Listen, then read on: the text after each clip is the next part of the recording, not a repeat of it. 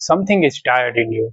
Not tired of any particular thing, tired of the whole arrangement of the world, tired of the way desire flows outward like a water through a cracked vessel, always seeking, never arriving, tired of the feeling that you were born already missing something. This feeling of lack is not a psychological wound, rather it is structural. Lacan called it the object petit a, the constitutive void around which all desire permanently orbits. Void is not accidental. The void is the engine of society itself. You see, without void, there is no desire.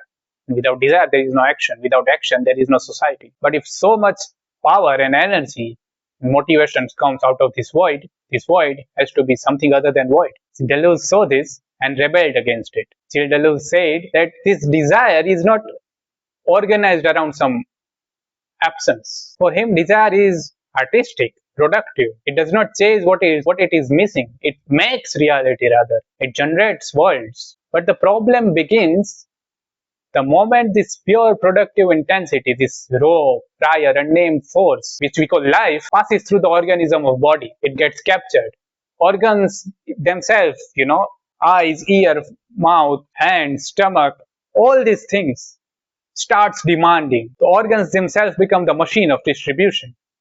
Biology takes its share, psychology takes its share, society, history, economics, market. Each one acts like a toll booth on the highway of your attention, extracting something before you even notice the transaction. Deleuze called this a body with organ. Not your physical body exactly, but the organized body, the body that has been assigned a function, a role, a fixed channels of attention and desire, a body that acts like a battery cell in a matrix of society, which you never agreed to enter, by the way. It uses you for its own sake. You act like a cog in a wheel. Once you are born, your body machine is joined to this productivity-based societal machine through these gears of desires, which goes out of you and it traps you and makes you a little part of a bigger machine. That is the problem with body with organs. Not these physical organs, the metaphysical organs which are constantly desiring and asking for something. Minute the pure intensity filters through these organs, pure attention gets hijacked into a million different directions. That's the problem with body with organs. It's already pre-programmed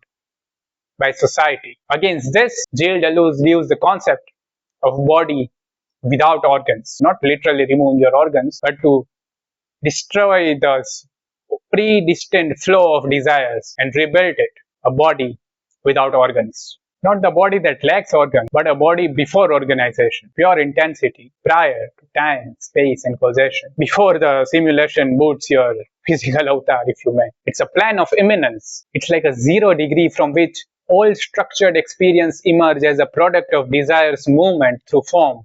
This is what Indian yogis and agoris have already known. In Trika, we have this concept of anuttara, the unsurpassable, the prior that precedes every prior. In Kashmiri Saivism, we call this Shiva consciousness, this unbounded, undivided, blissful intensity, pre-cosmic intensity, which is limited by kanchukas, limited by time, space, causation, agency, knowledge. And when this pure intensity being restricted, it becomes human being. It happens when infinity forgets itself inside these constraints. But you see, the organism is not the problem. The organization is. In Persian mysticism, if you read someone like Sohrawardi, he talks about this pre-special ground, Nakoja Bad. Bad means a land. Nakoja is land of nowhere. So Nakoja Bad is a land of nowhere. A real terrain, by the way, a metaphysical place. More real than any Cartesian coordinates inside the cosmos. It's like an eternally available awaiting lobby before time-space simulation loads. Body without organ is a place of no place, which means a freedom from very condition of being somewhere and someone and being trapped inside a body with identity, with history. Once you are tired of being someone, somewhere and something, constantly remembering who you are, definitions given by society. Once you're tired of it, you try to create this body without organ. And this tiredness is vairagya, Vairagya is like a yearning, a genuine yearning of exhaustion. And also alongside with exhaustion, a tremendous curiosity. What is reality? There is a famous quote of Albert Camus. In the midst of the winter, I discovered there was in me an invincible summer. That is body without organ. A place within you prior to desire. An invincible summer.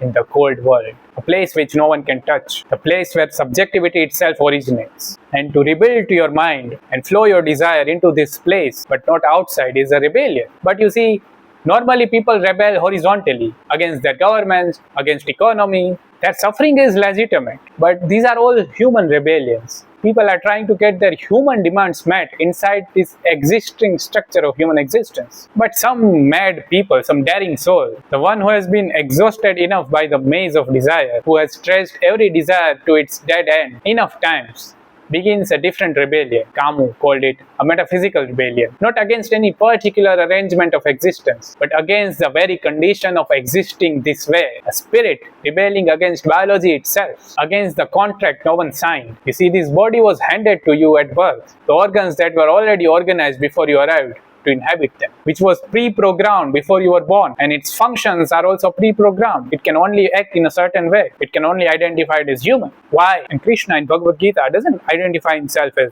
human. He says, I am mountains among mountains, and this river among rivers, and this is this tree among trees, and these animals among animals. You see, Krishna is multiplicity. He is not a body with organs. He is everything. Body without organ, if I may. Of course, I'm connecting the French concept with ancient Hindu concept, but you know what I mean. You are not restricted to being human. For that, you need to flow your desire in a different channel, to deconstruct your old body with organs and make a new body without organs. And this attempt to create a new body, Deleuze called this a line of flight. Not an escape in a coward's sense, but an escape in a sense of a gas exceeding the container that held it, and it blasts. You know, container is this, the gas is your desire. If you are done desiring small things and now you desire infinity itself, you blast out of this body, becoming otherwise, other than human. That is the flight, most extreme line of flight, the one that yogis takes. He calls it becoming imperceptible, the dissolution of the human frame, this subject-object relationship entirely dismantling it. But he also gives a warning, because it is a very serious thing to do. It's a very dangerous thing to do. The body without organ is not a safe refuge. This is the most dangerous experiment a human being can run on himself. The difference between a yogi and a madman is not that much. It is a method that sustains the discipline, patience. It's not running from the world in fear. Rather, it's reversing the flow of attention from outward, seeking back to its source. From the chimera outside, back to the intensity that precedes the chimera of the void. That intensity, that pure, blissful, immanent force before the catastrophe of the time, space and causation, it is not somewhere else. It has never left. The ground, the condition, the simulation runs on top of it. The organs are organized inside it. The desire flows from it. This is the yogi's rebellion, is not to destroy the body. It is to recognize through the body, to use the very instrument of limitation as the window back into the unlimited.